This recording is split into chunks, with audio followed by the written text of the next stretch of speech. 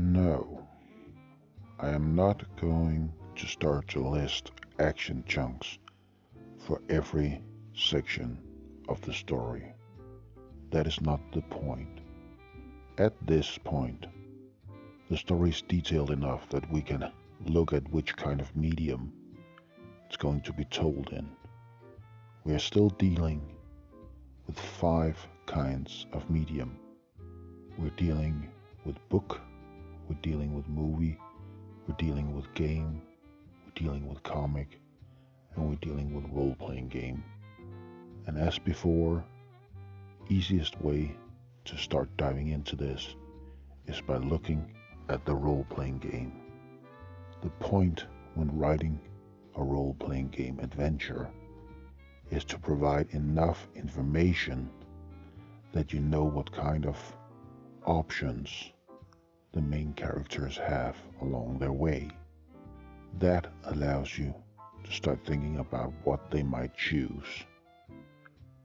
This is not like writing a story.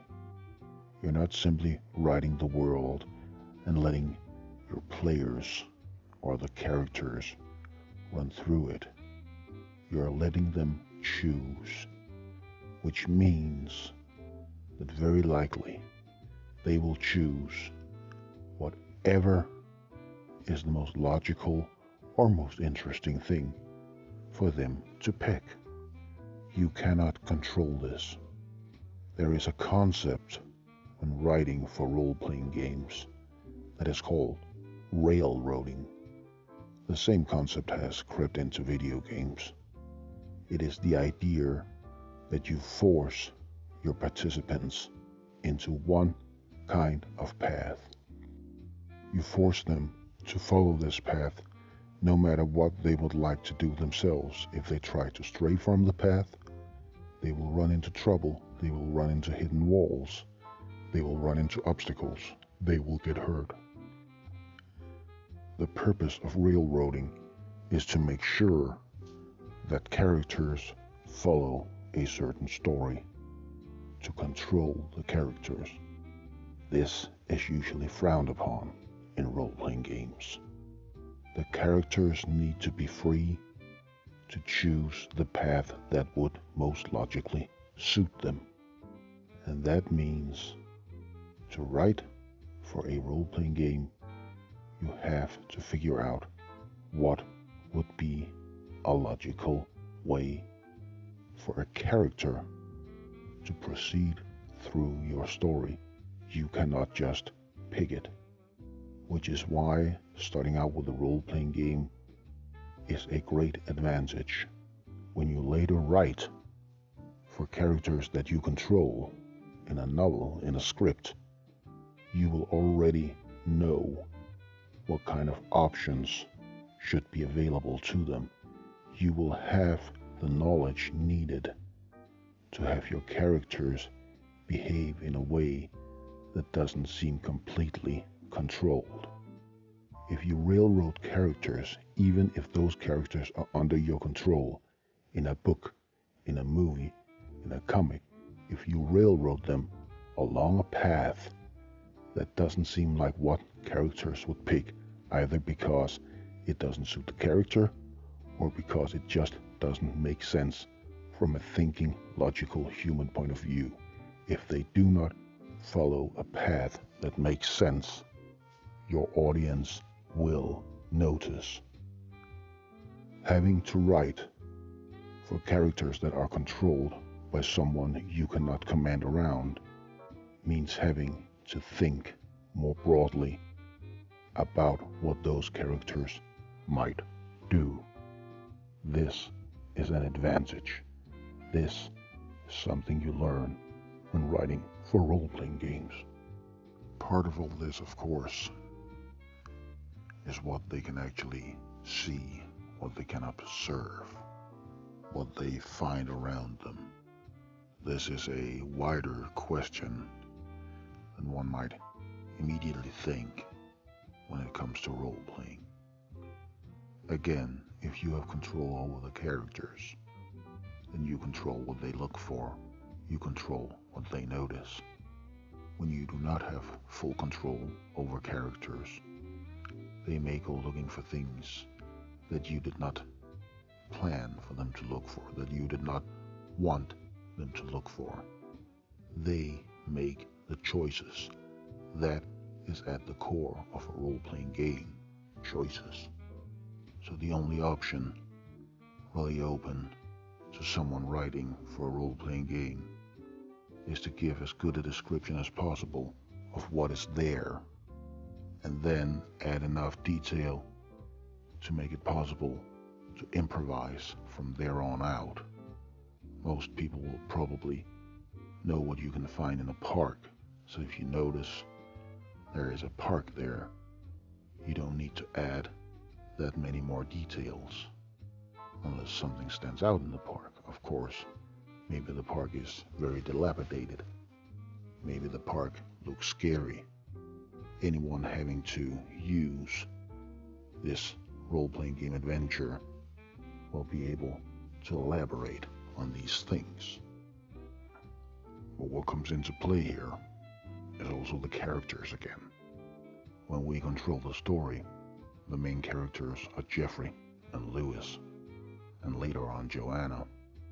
This is not the case if it's a role-playing game.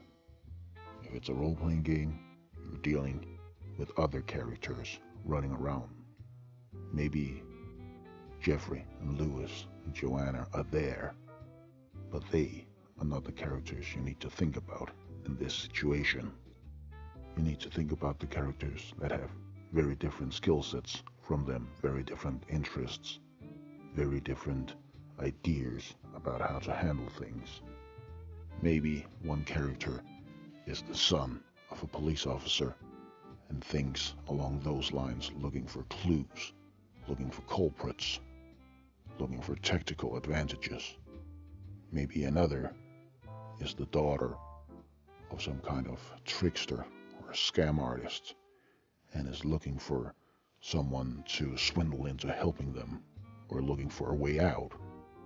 What characters bring to the table will affect what they go looking for, and will affect, therefore, what needs to be taken into account.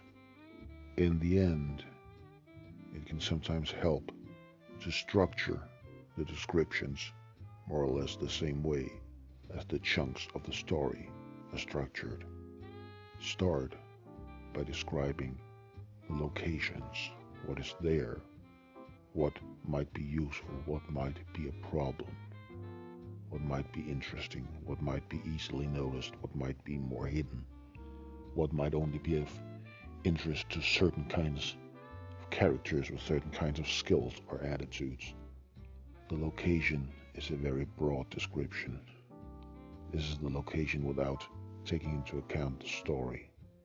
If the story takes place in an abandoned factory, then it's a description of the abandoned factory, not of what is happening in there as part of the story.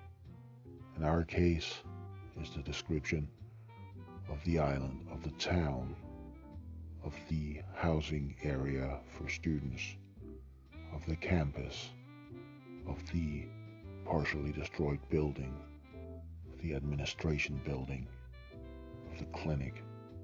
It's descriptions of these places without much regard for what is going to happen there. There are things there that would be there no matter what happened. The places are not designed around the events that will unfold. The places have existed before and will likely exist after, without any regard for those events. So even if a park bench might not fit in to the events that are going to unfold around the student housing, that park bench belongs there because it's part of the location. So start with the locations without any regard for the events about to unfold there. Once locations are described, how do the events change? What is there? When they leave the student housing, trying to get to the campus, they will run out between the buildings that house the students. This will be a location description. There may be green areas, there may be walkways. It could be nature, and there could be buildings. It could be anything. But when they fall into ditches, then those ditches will be there, logically. They will be a new thing to describe, something that is put into the existing location. And the same is true for when they are fired upon by other students. The hail of rubber or whatever is being fired at them will not be a part of the location, it will be added to it.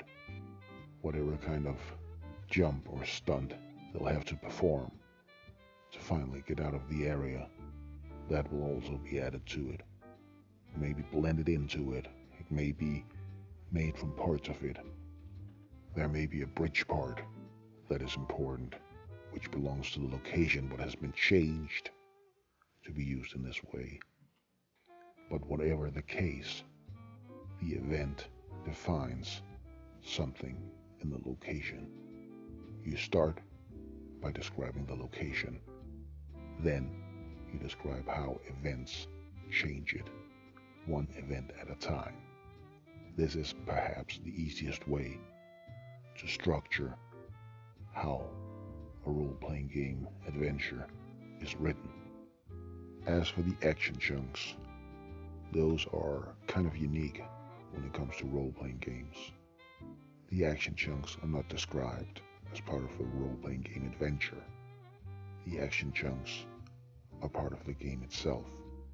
They come about from the choices made by participants, the choices they make for their characters, and they come about from the options that are available to them through the game.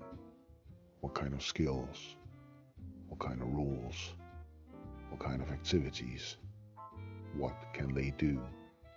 Descriptions can include some hints at what the consequences of various actions would be. What would happen if they assault someone? What would happen if they run away? But there are simply too many options to truly cover, because they have the choice to do more or less anything that they can think of, including stupid things, including misunderstanding the situation, including acting out their characters so extremely that it defies logic because their characters may not be entirely logical. Human beings usually are not, and these are human beings in a silly world. It all adds up. Beyond that, for a role-playing game, the details occur as the playing unfolds. Once every participant makes their choices, you find out how the story goes, how the characters progress. There are losses, there are victories. You find that out along the way. This is not something you prepare in advance. But once you have all these details, once you have the locations and events described, once you have thought of actions that may occur, and especially once you've seen the actions that actually occur during play, you will have more than enough to start thinking about how to write for the other mediums. You already know what can happen in the storytelling mediums, books, comics, movies, and you already have a pretty good idea about the options that need to be made available in a probably equally free-form medium such as video games. By starting with a thorough role-playing game product, you lay the groundwork for all the rest.